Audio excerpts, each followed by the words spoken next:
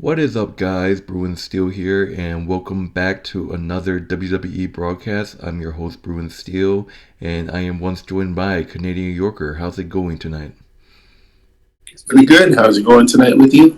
I'm doing Good. good. It was a great Monday Night Raw. Probably the best Monday Night Raw I have ever seen. But we are recapping the Monday Night Raw that took place March 25th, 2024, and it took place in Chicago, Illinois.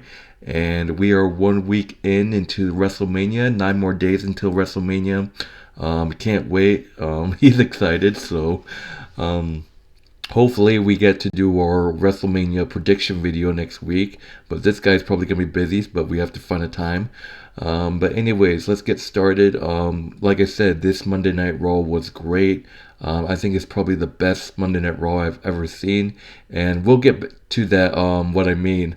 What I mean about that is we'll get back to that towards the end of the broadcast. But let's get started. So today we got the Monday Night Raw, and it was a great Monday Night Raw, like I said. So we start off the show with American Nightmare Cody Rhodes, and basically he just talks about the match with Roman Reigns and The Rock. Just don't want to talk too much about it. And basically, he gets interrupted by Dwayne Johnson, and without talking trash, Dwayne Johnson just goes up to him, whispers something to his ear. I'm like, what the hell did he whisper? And he just walks out. Basically, Cody Rhodes is looking for redemption from last year. It's going to be an amazing match. Night 2, main event. It's going to be Cody Rhodes and Roman Reigns for the Undisputed title. And night 1. So Cody Rhodes is main eventing both nights. So that's going to be huge. Night 1 main event is going to be Cody Rhodes and Seth Rollins teaming up against The Rock and Roman. So there's a lot of, it's just, there's a lot to go for, and this match on night 1 has a lot of implications, like, oh, if Cody and Seth wins, the bloodline will be barred from ringside. But I'll believe it when I see it, because you know how the bloodline works. They don't follow by the rules. And if they say that, oh, if The Rock and Roman wins, then the match night 2 is going to be under bloodline rules, so anything goes. Any member of the bloodline can get involved. So interesting segment. What are your thoughts on the opening segments with Cody Rhodes, Canadian Yorker? Cody, honestly, over these last 2 weeks, a lot has been building up with this hype with the bloodline and Cody and Seth and Jey. A lot has been going on. It's just been so much hype. Honestly, so over the past couple of weeks, we saw what happened with Cody Rhodes and The Rock, the drama going on between them, The Rock calling out Cody's mom, Cody responding. Honestly, I thought Cody's response was great. It could have been better, but now this past Monday, Cody Rhodes is on Raw. He's talking to everybody about what's going to happen. He seems like he is doubtful that he is going to win WrestleMania. Like, he's having second thoughts about doing it again. However, I don't want to hear this coming from Cody when he's literally 9 days away from WrestleMania. 9 days. It just doesn't make sense for him to be saying, I hope, I don't think, I don't blah, blah, blah. No, this man, he needs to put his doubts aside. He needs to cast his doubts to the wind. He needs to let go of his fears. He needs to put all of his thoughts and his focus and his energy into thinking about he is going to win the championship. He's going to beat Roman Reigns at WrestleMania. He's going to beat The Rock at WrestleMania. He's going to beat the Bloodline at WrestleMania. He's going to take down the Bloodline at WrestleMania. He's going to take down Paul Heyman at WrestleMania. He's going to make history. That's what I think is going to happen. It's just for him to say that, oh, I don't know. What is wrong with you, man? Someone needs to slap some sense into you. Wake up, Cody Rhodes. Wake up. Okay? This is the biggest match of your career. This is the biggest storyline that WWE has formed with Roman Reigns, The Rock, and everybody involved. Honestly, there's a lot of things going on. There's a lot of things holding on. We understand that they're under a lot of pressure. Yes, Cody Rhodes is under pressure, but I believe Roman Reigns is also under pressure. He's in the pressure cooker himself. We don't see it. He doesn't show it, but he is under a lot of pressure himself because he has to perform and win and to basically keep everything the way that it is to maintain his status as the tribal chief. He has to keep himself at that level. To be able to keep performing at that level takes a lot of work, and he's worked his butt off. As much as we hate to admit, he's cheated every single time, but he has worked his butt off to maintain his role and his status as the tribal chief. Okay, honestly, when I saw Cody Rhodes come out and he was talking, was doing his thing, all of a sudden, boom, The Rock appears. And I think that started Cody Rhodes. I believe that Cody Rhodes is intimidated, is afraid of The Rock. Okay? The Rock is no pushover. The Rock is intimidating. And he made his presence known. And this is quite something to behold. The Rock is intimidating. We're seeing a very different type of Rock out there. He's more cunning. He's a more cunning type of Rock, and this is a bit scary, to say the least. Okay, if The Rock does continue his heel Rock persona, this is quite cunning. This is a very cunning Rock we're seeing here. So it's something to look out for. I have to say. All right. So moving on. Yeah, it was a crazy segment by Cody Rhodes. I'm excited to see what will happen in this match. So let's move on.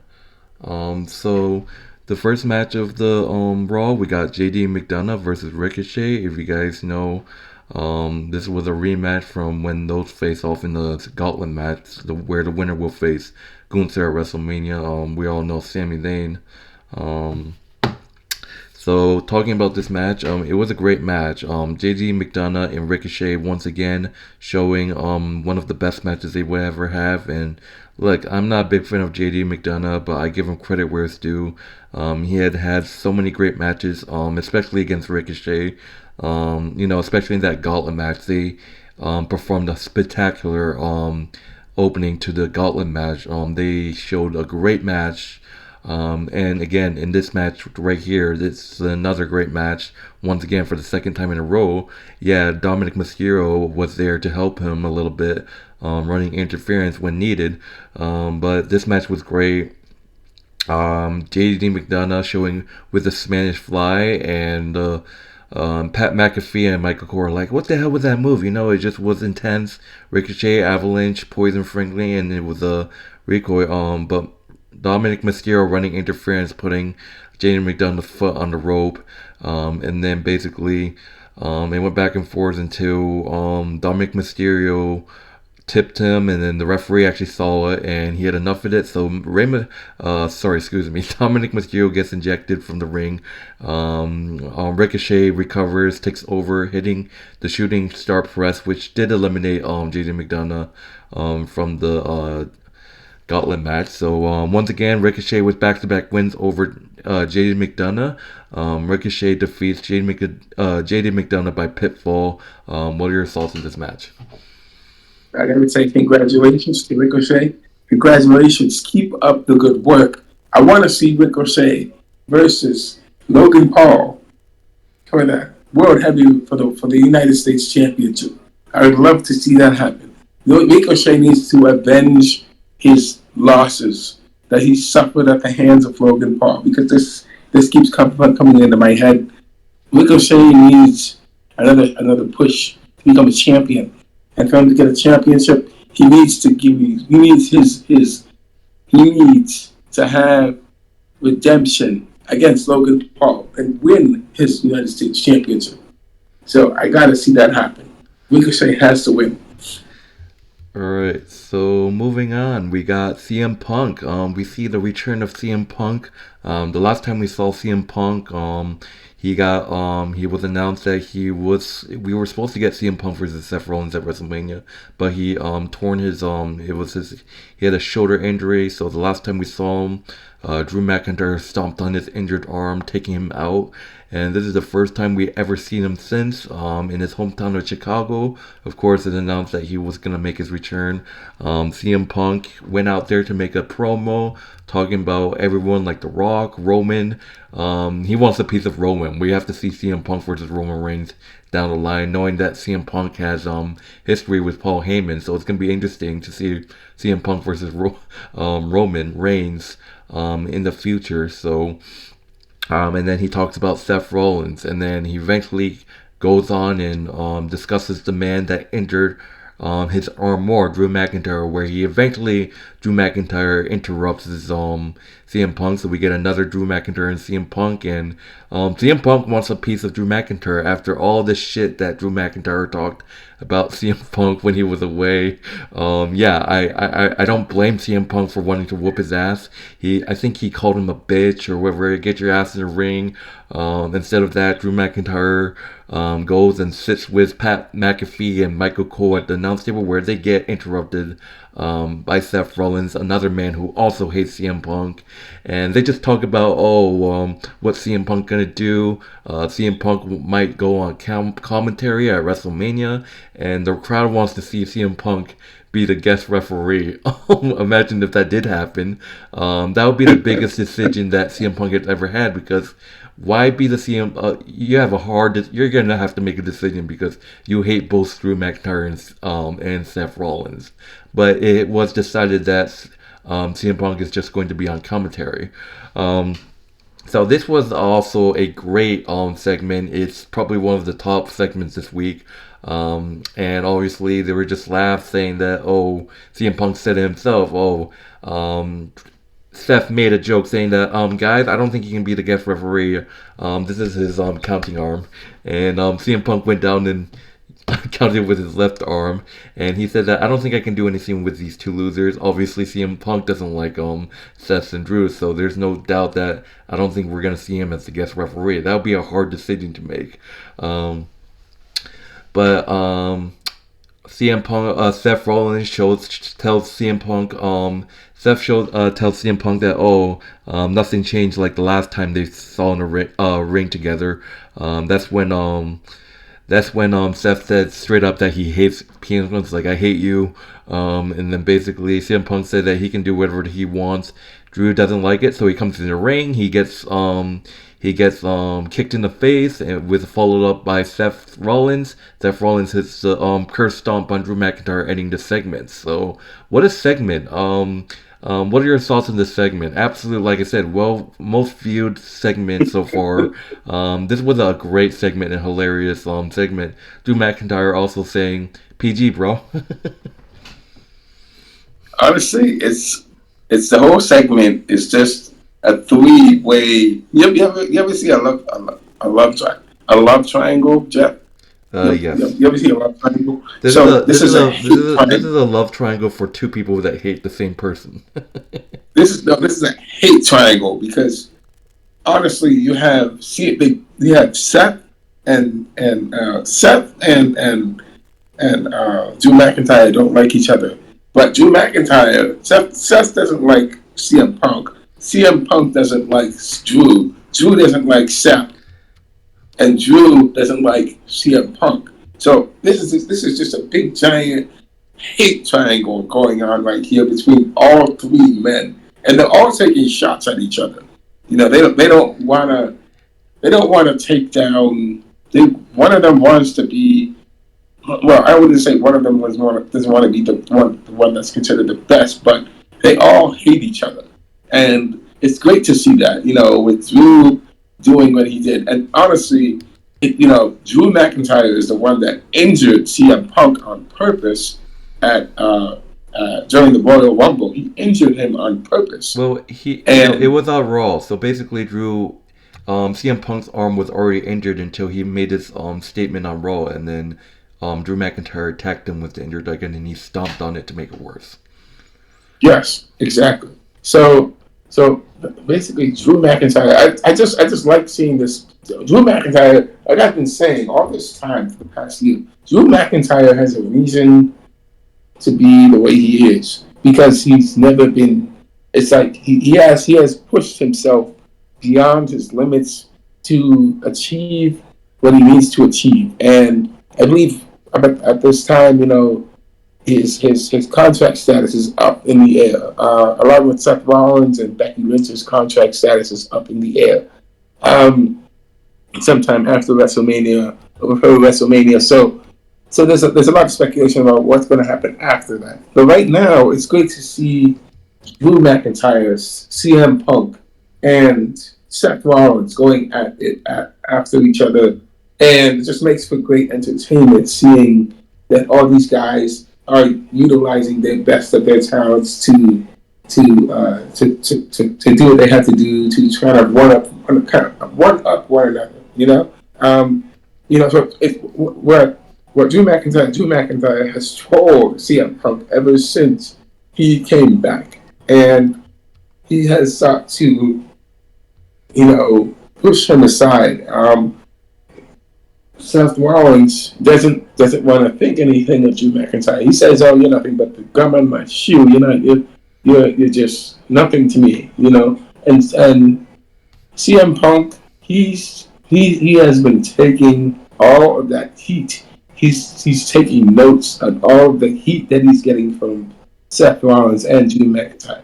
So, I mean, honestly. Like we said, it'll be great to see. I don't see CM Punk going after Roman Reigns and Paul Heyman yet, because he has this thing going on between himself, Drew McIntyre. They gotta make like a triple threat match between CM Punk and Drew McIntyre and Seth Rollins. This is gonna be bad blood if they do that, but. So once that happens, but I still think Seth is going to take the break, and I think so. What's going to happen is like it's interesting because CM Punk has like once. It looks like there's going to be a feud between Drew McIntyre and CM Punk with Seth taking the break, but the question is, where's Damien Priest going to be lying in this situation with the briefcase? So my question is, like Damien Priest, is he going to cash in on Drew? If he does, that's going to be huge. And then CM Punk, I mean, it's just like, could CM Punk would go after Damien Priest if he cashed it in, like have arguments with Damien Priest and start a feud there? Like, there's so many options. Like, we just have to see if Damien Priest actually cashes in at WrestleMania. We haven't seen Damien Priest is focused right now on being the tag team champion. That's what he's focused on right now with Finn Balor. I don't really see if him and Damien, if Damien Priest and Finn lose their titles at WrestleMania to whoever the tag team is, which I think they will. I think they could do like, Damien will successfully cash in the Money in the Bank and become World Heavyweight Champion. But in order to do that, I don't think he has to hold the two titles. So what they're going to do is Finn Balor and Damien are going to drop the tag team titles. So the ladder match is probably. So imagine that the ladder match is going to be on night one. Damien and Finn are gonna drop the titles, and then on night two, when it's Seth and Drew, Damien Priest is gonna successfully cash in. That's the only option. That's depending on if Damien Priest is healthy enough to do it, because that ladder match is gonna take a lot out of him, and I just don't see it happening at WrestleMania. It wouldn't make sense. All right, we still got a lot of matches. Let's talk about some. All right, let's save that for the WrestleMania talk. But I want to move forward. So the next match we got Candice LeRae versus Nile, and of course this match was pretty short because Candice LeRae is slowly becoming a heel. Candice LeRae faking an injury, trying to persuade Indie Hardware to run interference for her, but Indie Hardware still doesn't want to do it. Candice LeRae with the folding press, with her feet on the ropes, cheating bastard. Well, she's turning slowly to a heel, so and Indy Hartwell's definitely gonna probably turn on Candice LeRae and break up with her.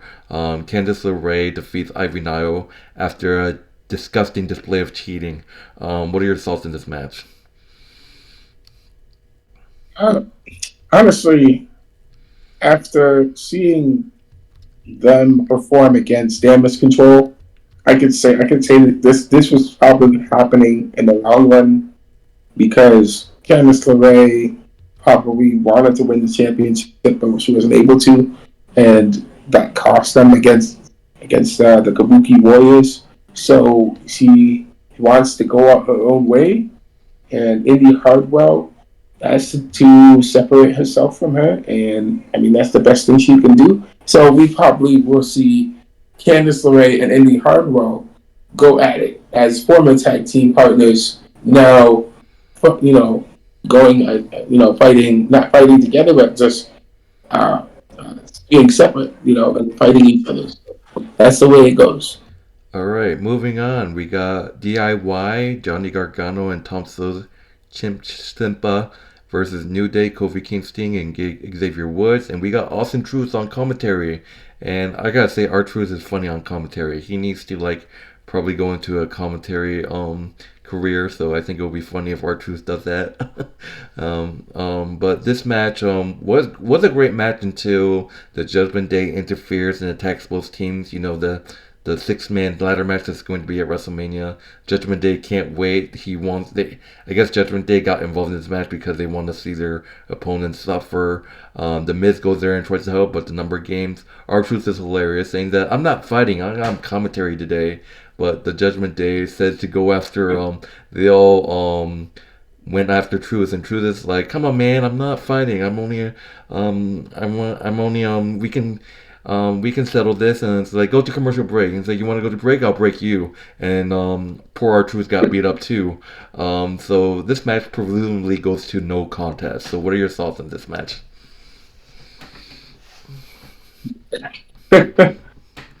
uh, yeah, I really think that Judgment Day is making more enemies than they should because um,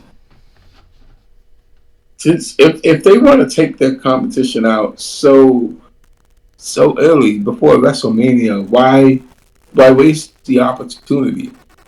Because they don't want to see DIY because I think DIY is an underrated team. DIY is an underrated tag team that can dethrone the Judgment Day. Um, the New Day is very dangerous as well. They can definitely take out the Judgment Day as well. Um, so this is just a wild west. Uh, this is it's the tag team's title championship is a wild west right now. It's just completely chaotic with all these different teams that are going to be competing, and it just makes it tougher for the Judgment Day has some tough competition that they have to beat, and this is going to be a tough. If they win, it will be a tough win for them. I gotta say because the tag team titles is the competition is going to be kind of stacked.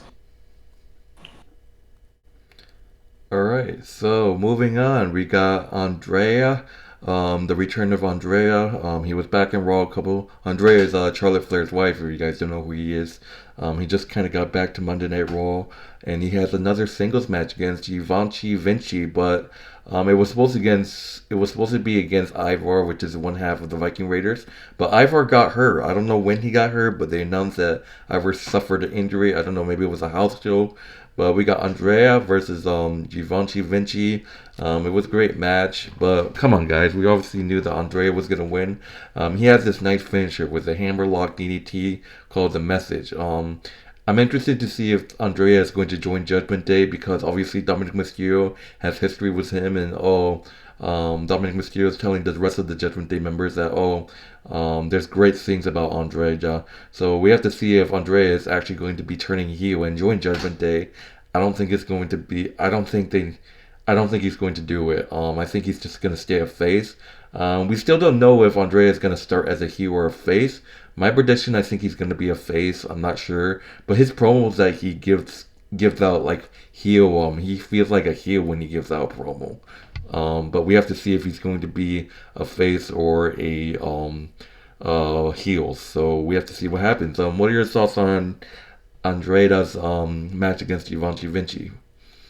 If Andreas does join Judgment Day, Charlotte Flair is not going to stand for that. I got you 100% that that's not going to happen, because that is Charlotte Flair's husband, and Charlotte Flair has a major rivalry with Rhea Ripley. Um, right now, Charlotte Flair is out of commission because she's healing, but that's her hubby right there. I don't see Andrade joining the Judgment Day, um, partly because of that reason. And then, I mean, he could join the Judgment Day. On the other hand, I'm just playing the other side. But it's just not gonna be good. I don't think it's gonna happen because if you guys don't know, a while back, Andrea and Selene Vega actually was in a faction together. So there's a chance that Andrea might join LWO to reunite with her. But Andrea and Selena Vega were in a faction together at one point. So people are saying that, oh, we want to see those two reunite. So imagine if he chooses to join LWO just to reunite with Selena Vega. Well, yes, because right now LWO does need an extra member. Carlito is good, but he needs they need help fighting against uh, Legado del Fantasma, because sometimes Dominic Mysterio helps them out, and they definitely need an extra hand in helping them against them. So if he joins the LWO, that's wonderful. So All that's right, great. moving on. We got Rhea Ripley coming out with Dominic Mysterio. Rhea Ripley talking about Becky Lynch, how she's fighting every week. And before she can continue, she gets interrupted by the man, Becky Lynch. Becky Lynch and Rhea Ripley were talking, and basically Rhea Ripley brought up Becky Lynch's daughter. She said that Rhea Ripley is going to beat Becky Lynch, and then Becky Lynch's daughter is going to listen to her call Rhea Ripley mommy. Um, so that was a huge no for Rhea Ripley. Like, don't mention Becky Lynch's daughter. Becky Lynch is throwing anger, saying that her dad never met her daughter. And they started going each other's face where Dom tried to break it up. But Becky Lynch punches Dominic Mysterio in the face, and finally, yes, both Rhea Ripley and Becky Lynch have snapped, and they start their first Raw. It went back and forth, ending the segment. So, what are your thoughts on the segment between Rhea Ripley and Becky Lynch? It's great, to see them go at each other. Becky Lynch was defending the honor of her daughter when she punched Rhea Ripley. I believe when she punched Dominic, that was a real punch. That was personal.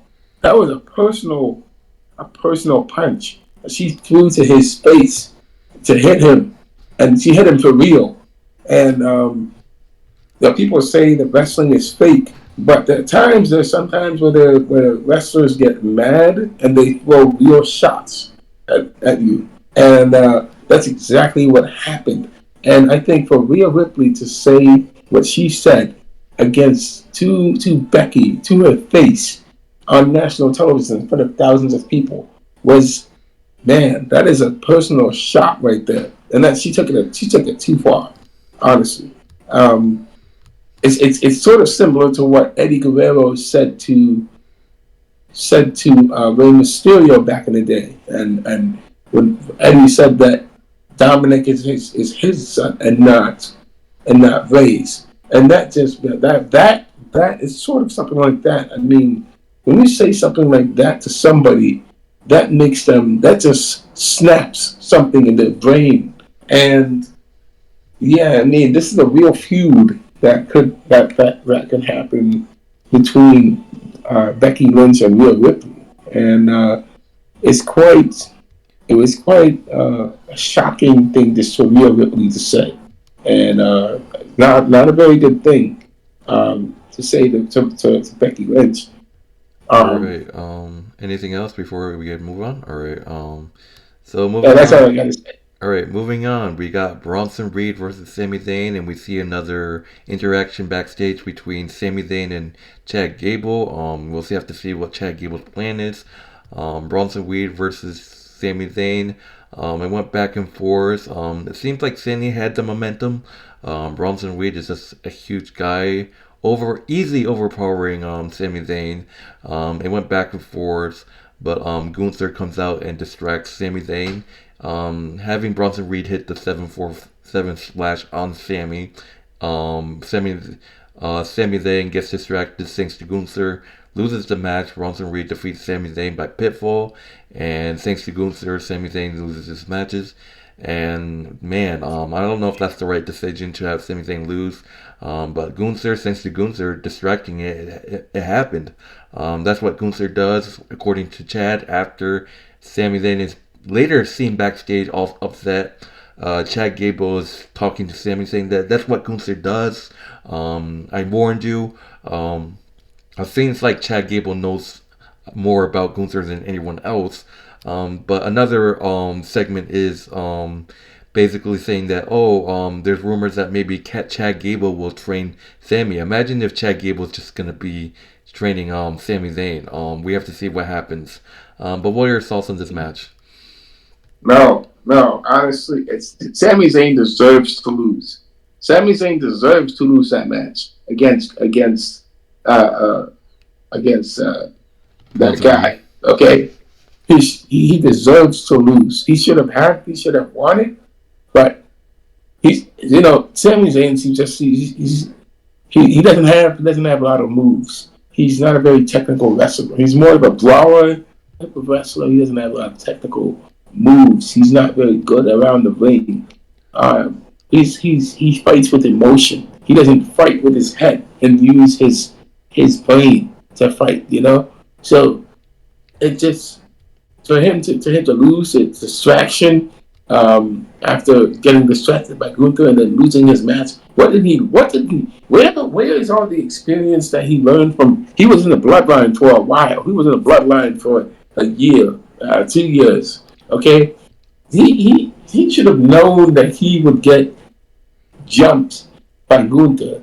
Okay, he should have known that stuff. That's like heel 101. That's heel text. That's like from that's like one of the first things that heels do. Heel textbook 101. Know your enemy. He should have known what would happen. And honestly, I don't like the idea of Sami Zayn being trained by Chad Gable. Chad Gable, as I have been saying again and again, Chad Gable is the guy that needs to beat Gunther at WrestleMania, not Sami Zayn.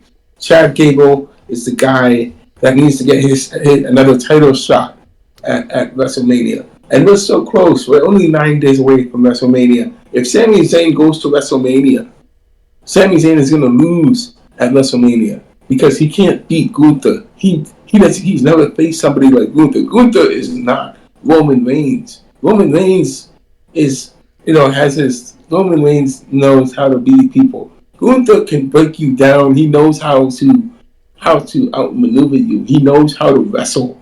Okay, Chad Gable knows how to wrestle against Gunther. Yeah, it's just I don't see Sami Zayn winning against Gunther. All right, and he doesn't have a lot of time to prepare. All right.